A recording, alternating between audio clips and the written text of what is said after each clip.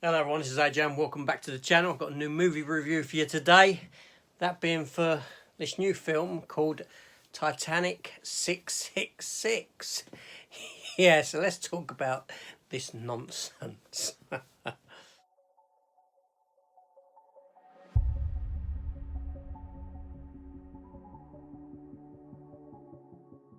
Alright, yeah, so I sat down this evening and I'm chuckling to myself, but I thought I'd watch the movie Titanic 666. It's this new film that's come out onto some sort of streaming service. It runs for 1 hour and 31 minutes and is directed by a gentleman named Nick Lyon. Now, that's Lyon. Now, Nick Lyon has quite a few directing credits to his name in film and TV. And ironically, and I say ironically for this reason, is he directed Species 4, The Awakening, or Species The Awakening it's called. And the reason it's ironic is because today, the day that I watched this and filmed this, I actually picked up this DVD box set which came out today with that very film in it. Yeah, anyway, if you want to see an opening for this, I have done one. Just check back a couple of my videos. All four species film. That's a little plug there. So yeah, so I thought I'd sit down and watch Titanic 666. Come on, it's a film based on Titanic, so what's not to love? So anyway, so I put this film on and immediately the Asylum logo came up and I knew what I was in for. But let's be fair, this film stars a few familiar faces in it from TV, including Keisha Sharp, who is the captain of the vessel in this. Now, she played Murtaugh's wife in Lethal Weapon, the TV series, which was a very good TV series for the first 2 seasons. And this film also stars Jamie Bamber as Professor Hal Cochrane. Now, Jamie Bamber, as you may remember, he played Adama in the young Adama in Battlestar Galactica TV series a few years back. So there's other faces in it that I recognise from various TV projects and this sort of a thing. So I thought, oh, you know, I'll sit down and watch it. You know, what's the worst that can happen? So the story follows basically that you've got a new Titanic called Titanic 3. I'm assuming the reason why it's called the Titanic 3 and not Titanic 2 is that there was a movie called Titanic 2 several years back, and my guess is that was made by Asylum as well, and that had the ship, the Titanic 2 in it. So this one was called Titanic 3. That's my assumption. I'm not entirely sure because I don't usually watch these sort of films by Asylum. So this ship is modern day. It's a rebuild of the Titanic and it's going to take that famous route, you know, but in this case from New York heading back the other way. All these sort of wealthy socialites and whatnot get on board, including a couple of influencers who are constantly filming themselves. Now, you'd think that the film follows this couple because they're sort of quite prominent throughout the beginning of the film for the first like maybe 20-25 minutes of the movie, and we're introduced to Professor Cochrane, played by Jamie Bamber, who is who was on the research vessel that discovered the Titanic for the first time when they discovered the you know,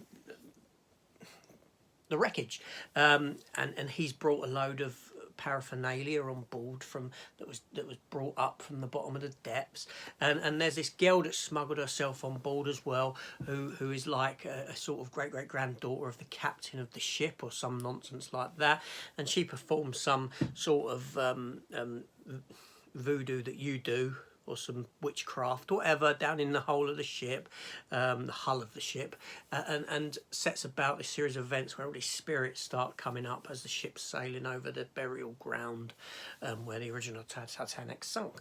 And these spirits come on board and start killing people and this sort of a thing, starting with the 2 influencers, which is a bit odd because you thought you were following them through the film. But basically your main stars of the film are Keisha Sharp as the captain and Jamie Bamber as this professor. And you know, the ship goes out of control and people get killed by these spirits and this sort of a thing, and people who are killed then come back as spirits because obviously the desecration of the grave below and all this sort of nonsense. Ship hits an iceberg, ship starts to sink. Yeah, basically that's pretty much your film. And yeah, so I don't know what to say. I mean, first of all, why would I watch this? I don't know. I was intrigued.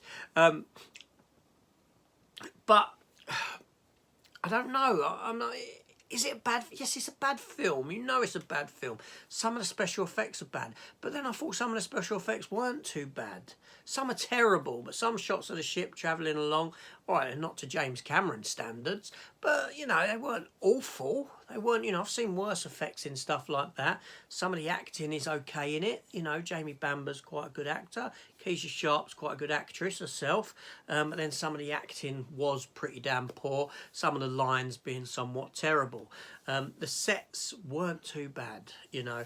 There are, like I said, it's a split. It's a split. You can say, I can watch the film and I can say, that looks terrible, but that bit looks pretty good. Now that looks terrible, that's okay. You know, oh, that's dreadful, that's passable. It's a bit like that. It's a bit like that. It does get a bit boring towards the end. You know, when the ship starts sinking and this, I'm a bit like, oh, because you've seen it before, you've seen it better before, and the ship goes down pretty damn quick. So, all in all, it's a pretty damn dreadful film. But it's not incompetently directed, no.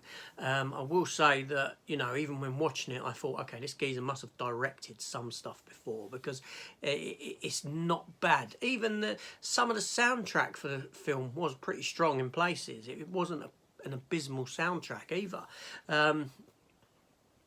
But yeah, it's just one of those silly cash grab films, you know, that drew me in because it was called Titanic. No, I've not seen Titanic 2, let's get that straight, right? It was just, I had an hour and a half to kill. I thought, what should I watch? Let's just put this nonsense on because I've got it sat on a stick and see what it's all about. I know exactly what to expect from it, but I was expecting it to be far worse than what it actually was. I will say that about it. Now, I'm not recommending you go out and watch this film. I'm not, because you can find a million other films that are far superior to this movie. But that being said, it was an hour and a half spent. I'm chuckling about it. A so bad it's good kind of film, but so bad it's bad as well, if that makes sense. It's not the sort of film that I'd ever revisit, or a film that I'd feel inclined to purchase, even if it went down to £1 or something like that. As a one-off watch, as a throwaway movie that I'm going to wake up tomorrow morning and completely forget. Yeah, it was, you know, from Asylum, I expected much, much worse than what they gave me with this movie. Anyway, that's me out. That's me done. This is AJ. Thank you for watching. I'll see you on the next one. Take care all, and hit that subscribe button. I always forget that bit, but there you go. Goodbye.